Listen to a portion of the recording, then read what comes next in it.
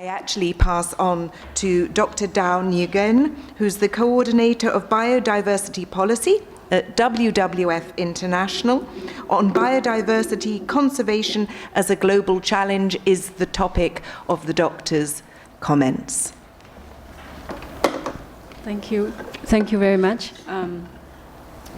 I would like to thank FAO and the International Treaty on Plant Genetic Resources for Food and Agriculture for organizing this event. When I saw the invitation, I was surprised that you are also celebrating the International Day for Biodiversity. Ladies and gentlemen, as I said, I'm very happy to join you today to celebrate the important day for biodiversity. And I hope through all the speeches before me, you are all aware of what biodiversity is and why it is important for our livelihoods. You know, from nobody wants to eat potatoes for the rest of your life. So from there, we can say that agricultural diversity, seeds diversity is very important, but also for WWF, we are an NGO. Globally, we have about over 100 offices in all over the world, especially the South and East countries. Our mission is to stop the degradation of our planet's natural environment and build a future in which humans live in harmony with nature. This is consistently with, I think, the plant treaty, the Convention on Biological Diversity. And in order for us as an NGO to achieve this mission, we focus on the two main areas. The first one is conserving biodiversity. The second one is to reduce humanity's ecological footprint, so our everyday consumption and use of natural resources. So I was asked to look at how in biodiversity conservation right now, what are the global challenges. So I speak briefly on the high level. So as humans have changed the Earth's ecosystems more rapidly in the last 50 years than any other period in human history. These changes have degraded almost 2/3 of the ecosystems on which we depend on, from food to building materials, and cause irreversible loss to many habitats and species. We see a lot of extinction in our time. Of species. We are already using nearly 30% more natural resources than the Earth can reproduce, and releasing far more CO2 into the atmosphere than the ecosystems can immediately absorb, leading to degraded ecosystems and dangerous climate change. So the major challenges for biodiversity conservation globally, we engage with many countries and also with the conventions on biological diversity and other treaties, is the major lack of awareness of biodiversity. You know, even in agriculture, you're still also talking about how to raise awareness and protect farmers' rights. And biodiversity and its values and function is fundamental, and lack of mainstreaming biodiversity in decision-making in other sectoral plans and policies, so across other sectors. So I'm very glad to see in agriculture sector we are talking more and more about diversity. And we also lack a political will and commitment beyond the short-term political wins.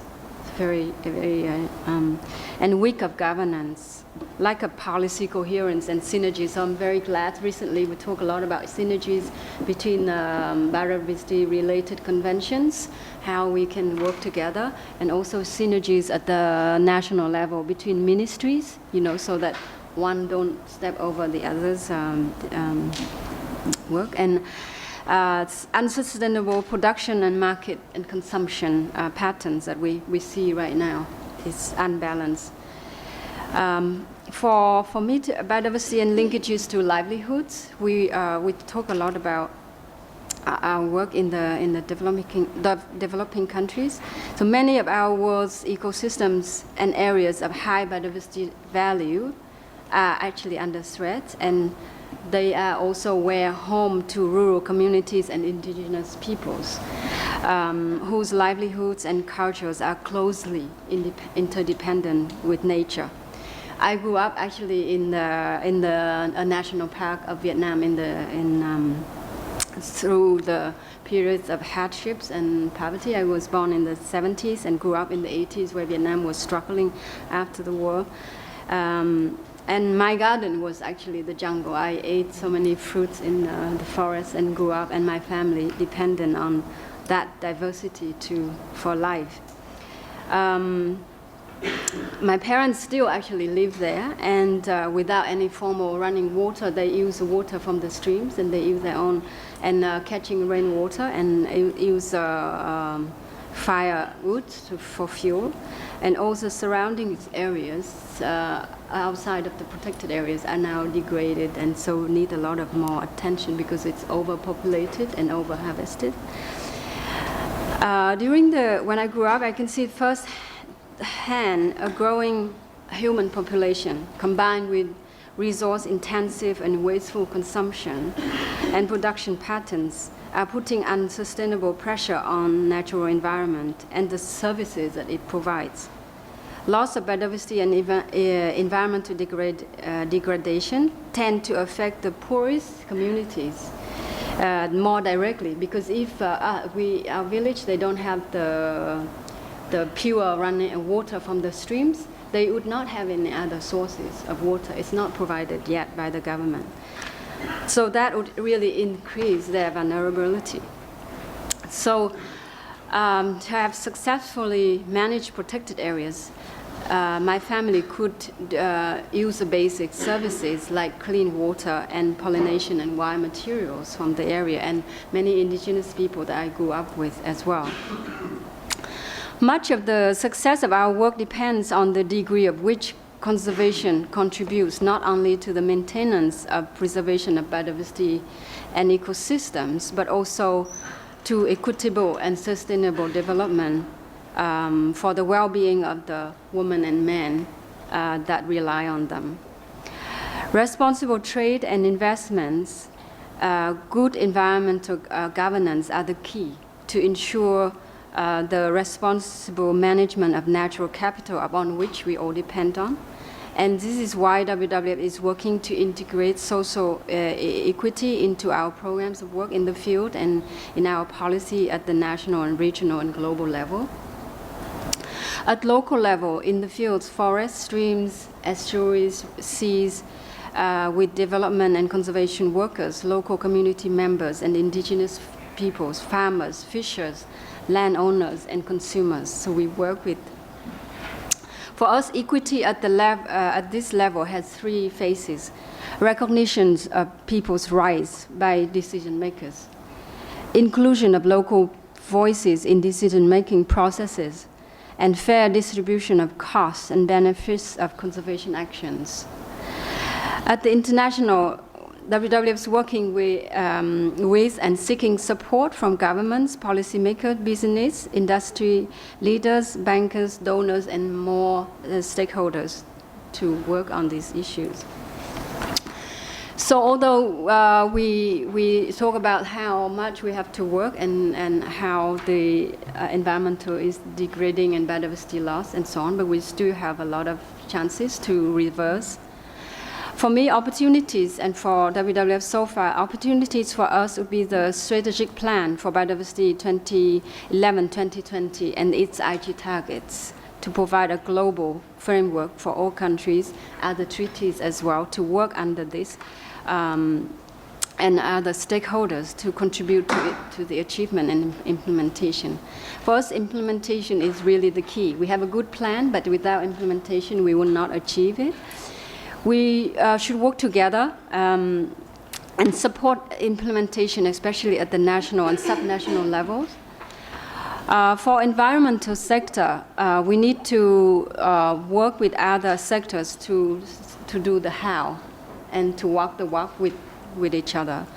And as Braulio mentioned earlier, the CBD COP13 in Mexico with the theme of mainstreaming biodiversity, and they are trying to invite other sectors, agriculture, fisheries, forestry, and tourism to join forces to think of the way forward of mainstreaming. And I think this is very important. FAO is leading in this. And also using the decade of biodiversity, the UN decade of biodiversity, to really raise awareness and promoting and communicate this much more at all levels. And we need to raise awareness every day, not just one day of the year. Lastly, the most important agenda for us, I think right now, as an opportunity, is a 2030 Agenda for Sustainable Development and its set of Sustainable Development Goals, the SDGs, committed by all head of states last year in New York, is a framework for delivering biodiversity mainstreaming. It's very important. If this agenda is achieved, it will leave no one behind. So it is very comprehensive package that exactly what we need to deliver sustainable livelihoods for everyone.